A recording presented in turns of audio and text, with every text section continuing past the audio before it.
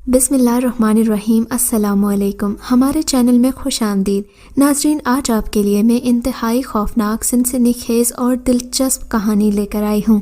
लेकिन कहानी शुरू करने से पहले आपसे गुजारिश है कि अगर आप हमारे चैनल पर नए हैं तो हमारे चैनल को ज़रूर सब्सक्राइब कीजिए ताकि आपको हमारी वीडियोस सबसे पहले मिलें। टेक्नोलॉजी के इस जदीद दौर में जहाँ फासले सिमट कर रह गए हैं, इंसान दुनिया के एक कोने से लेकर दूसरे कोने तक बआसानी बात भी कर सकता है, जैसे बात करने वाला बिल्कुल सामने ही बैठा हो। लेकिन हमारे इस घर में मौजूद हमारे ख़ानदान और घर के दूसरे लोग हमसे कोसों दूर हो चुके हैं। पास बैठा दूसरा शख्स किसी और ही दुनिया में गुम रहता है। इस जदीद दौर ने ऐसी ऐसी नामुमकिनात को मुमकिन कर दिखाया है जिसका माज़ी बईद में तसव्वुर तक नहीं था। ज़्यादा दूर ना जाएं, सिर्फ़ वो लोग जिन्होंने मुल्क पाकिस्तान बनते देखा है, उनके रवैयों से बिल्कुल ऐसे लगता है कि आजकल के दौर में हमदर्दी और दूसरे का एहसास कतई नहीं है। कहाँ वो मिलन निसारी, अखुवत, भाईचारे का दौर और कहाँ आज की नफसा नफसी का दौर। इंसानियत कहाँ पहुँच गई। मैं अपने बुज़ुर्गों के जज्बा एहसास को देखते हुए शर्माता हूँ। सोचने पर मजबूर हो जाता हूँ कि खुदाया, इंसानियत नाम की चीज़ नापैद हो गई है क्या। मेरी अब सब सुनने वालों से दरख्वास्त है कि चंद लम्हात मोबाइल फ़ोन बंद करके अपने पुराने बुज़ुर्गों के साथ ज़रूर गुजारें। हो सकता है कि इंसानियत की हिस्स आप में भी जाग जाए और ज़िंदगी का वही जज्बा पुराने बुज़ुर्गों की रूह की तरह वापस लौट आए और आपकी ज़िंदगी बरक़ात से भर जाए। मेरी खाला, जिनकी उम्र कोई 100 साल के करीब है, इन्होंने अपनी ज़िंदगी की 100 बहारें देखी हैं। इनकी ज़िंदगी ऐसे अनगिनत वाक़यात से भरी पड़ी है जिनका तसव्वुर आज की दुनिया में भी नामुमकिन है। मेरी खाला मुझे अक्सर ये कहानियाँ सुनाती थीं। मेरा मोबाइल फ़ोन की तरफ रुझान ज़्यादा नहीं है, इसीलिए मुझे हकीकी ज़िंदगी के वाक़यात बहुत अच्छे से अज़बर याद होते हैं। खाला ने ये कहानी मुझे ख़ास तौर पर सुनाई थी, वो भी मेरे इसरार पर, और यही कहानी मैं आज आपके गोशगुजार करने जा रहा हूँ। मेरा नाम हाजरा बीबी है। इस इलाके में जिन बुज़ुर्गों की नस्ल आबाद है, इनके बारे में मशहूर है कि वो इंतहाई नेक सीरत शख्सियत के मालिक थे। इनकी नस्ल में ऐसे लोगों का तसलसल आज भी जारी है जो एक जज्बा ईमानी रखते हैं। हमारे दादा अब्बू भी एक ऐसी ही शख्सियत के मालिक थे। वो माशाल्लाह हाफिज़ कुरान थे और नमाज की किरात में ऐसे वाक़यात भी उन्हें देखने को मिले जिन पर यकीन करना हमारे बस की बात नहीं थी। इस बात का तो पूरा मोहल्ला गवाह है कि जब भी वो नमाज के लिए इमामत करवाते थे तो जमात में कुछ ऐसे लोग भी शामिल होते जिनको गांव में न किसी ने देखा न इससे पहले सुना था। अक्सर सफ़ेद कपड़ों वाले खूबसूरत लंबे कद वाले बच्चे भी नमाज के साथ जमात में शामिल हो जाते। ये किसी से बात न करते। इनके नूरानी चेहरे इनके दूसरी मखलूक होने का पता देते थे। हैरत की बात तो ये थी कि नमाज पढ़ाने के बाद दुआ होती और उसके बाद वो अनजान अजनबी लोग किसी को नज़र न आते थे। कहते हैं कि कई बार बच्चे भी उनसे डर गए थे। तभी इमाम साहिब ने अपने पीछे पढ़ने वाले नमाजियों को ताकीद कर रखी थी कि अगर जमात के दौरान कोई गैर मामूली बात हो या कोई ऐसी मखलूक नज़र आ जाए तो डरने की ज़रूरत नहीं है, क्योंकि ये मखलूक भी हम जैसी है। बिल्कुल ऐसे जैसे हम इबादत करते हैं वैसे ये भी करते हैं। ये जिन्नात हैं जो नमाज की किरात के दौरान पढ़ा जाने वाला कलाम शौक़ से सुनते हैं और अपने कानों में उस बाबरकत कलाम को सुनना पसंद करते हैं, इसलिए डरने की ज़रूरत नहीं है।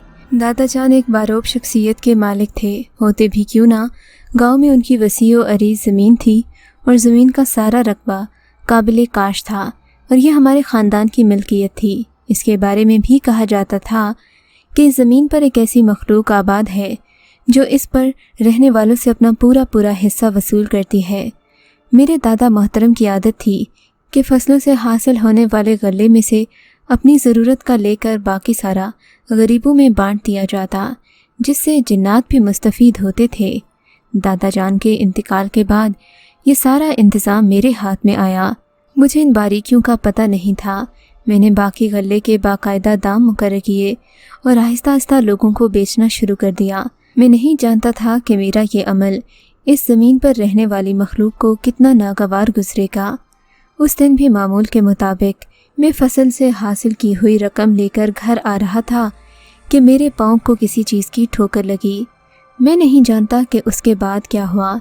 مجھے ایسا لگا میرا پاؤں کسی نرم چیز سے ٹکرایا ہے، لیکن میرا خدا جانتا ہے کہ اس زمین پر ایسے کوئی آثار نہیں تھے۔ ٹھوکر لگنے کے بعد مجھے لگا کہ میں کسی گہری کھائی میں گرتا چلا گیا ہوں۔ یہ کھائی اس قدر گہری تھی کہ ایسی کھائی کا ہماری زمین میں وہم و گمان تک نہیں تھا۔ پھر نہ جانے میں کیسے اس کھائی میں گر گیا۔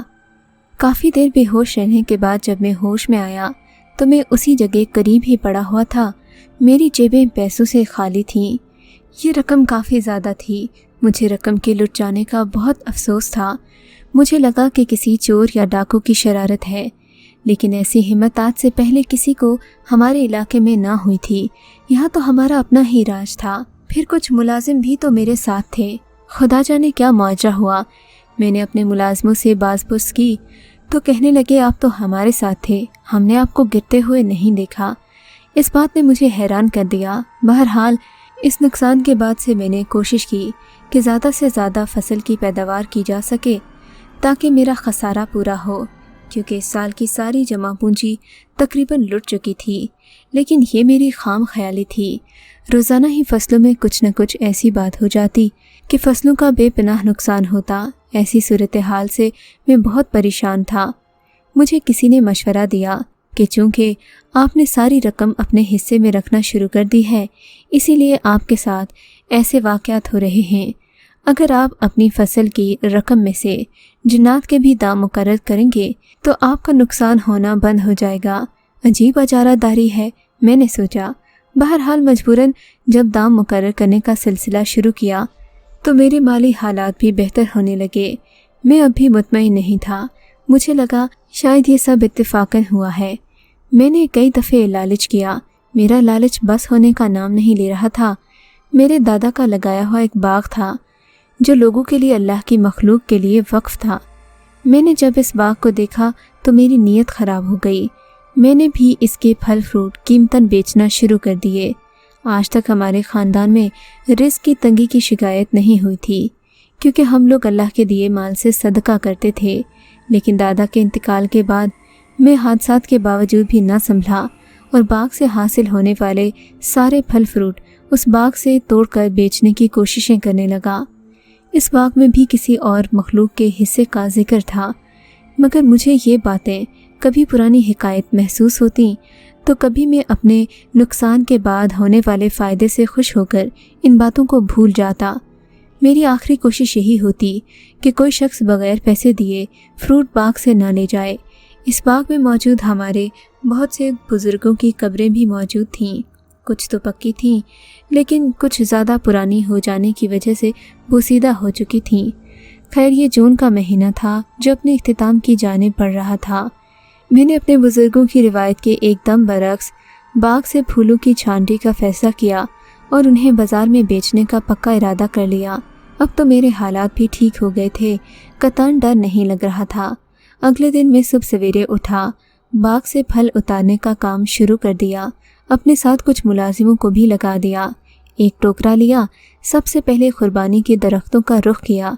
لیکن میرا پہلا ٹوکرا بھرنے کی دیر تھی کہ باغ میں عجیب سی ہلچل پیدا ہونے لگی۔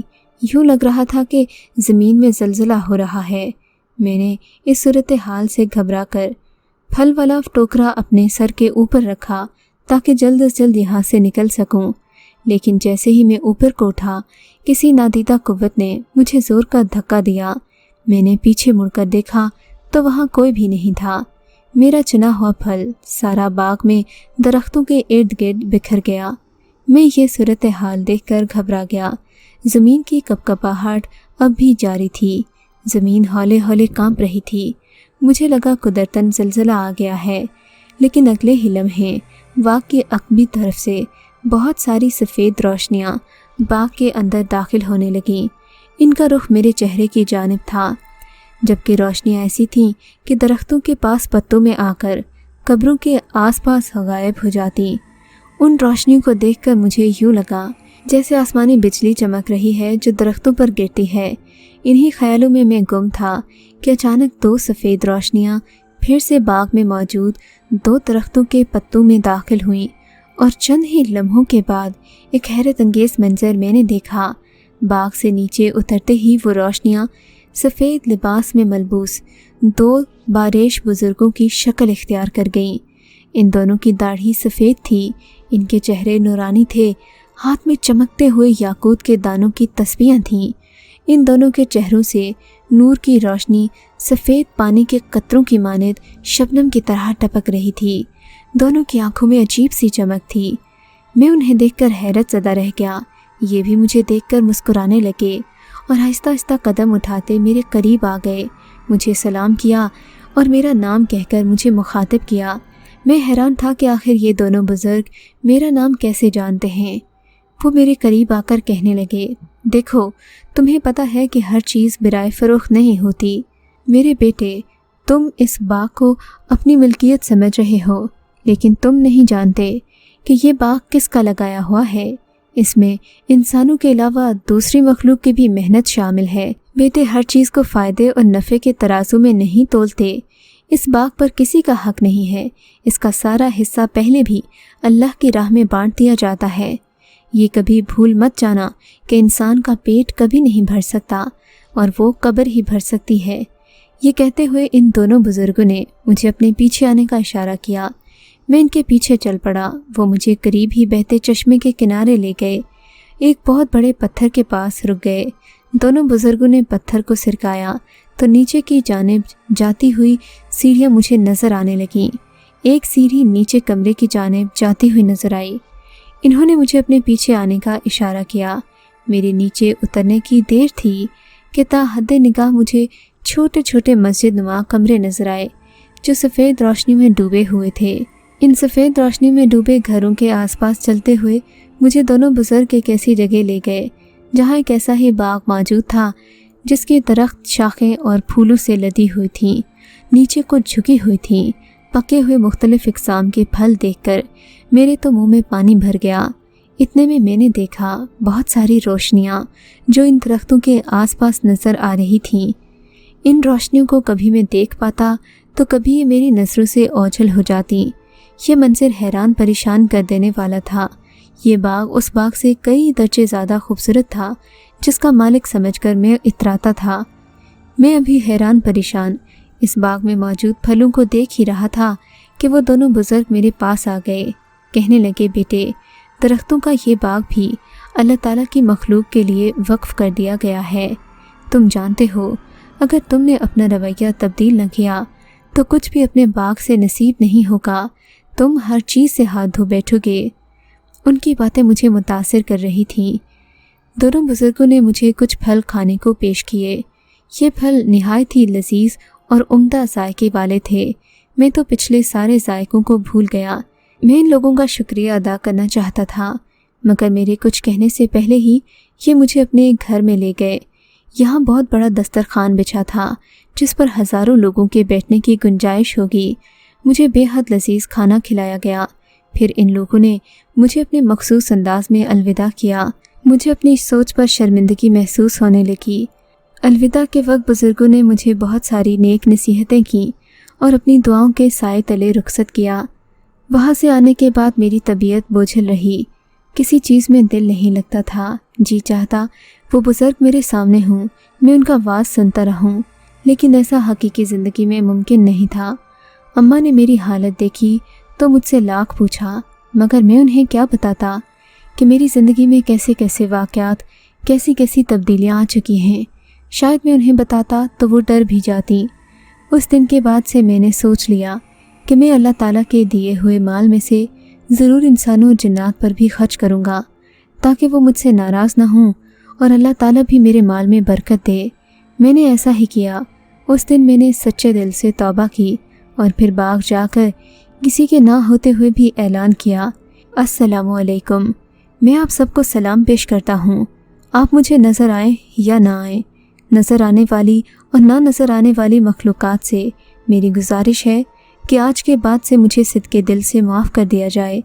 میں اپنے مال کا وہی حصہ جو میرے بزرگوں نے مقرر کیا تھا کبھی بھی غبن نہیں کروں گا، اس میں سے سب کو اپنا اپنا حصہ دیا جائے گا۔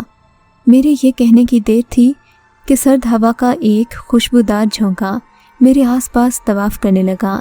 یہ دیکھ کر میں سمجھ گیا کہ جنات مجھ سے راضی ہو گئے ہیں اور اب مجھے کسی قسم کا نقصان نہیں پہنچائیں گے۔ بہرحال یہ ایک آزمائش تھی جو ٹل گئی۔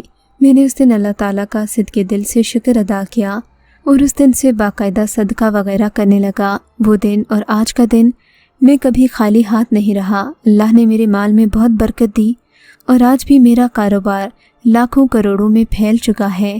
انسان کو لالچ نہیں کرنی چاہیے۔ انسان ہوں یا جن، انسان کو اپنے حصے کا ہی رزق ملتا ہے، وہ کبھی کسی دوسرے کا چھین کر نہیں کھا سکتا۔ اگر آپ کو یہ کہانی اچھی لگی ہے تو اس ویڈیو کو لائک کیجیے اور اس طرح کی مزید ویڈیوز دیکھنے کے لیے ہمارے چینل کو سبسکرائب کیجیے۔ اور ہاں، اگر آپ کی کسی دوست، رشتہ دار یا بہن کے ساتھ خدا نہ کرے ایسا کوئی واقعہ پیش آیا ہے تو ہمیں کامنٹ سیکشن میں اس کے بارے میں ضرور بتائیے۔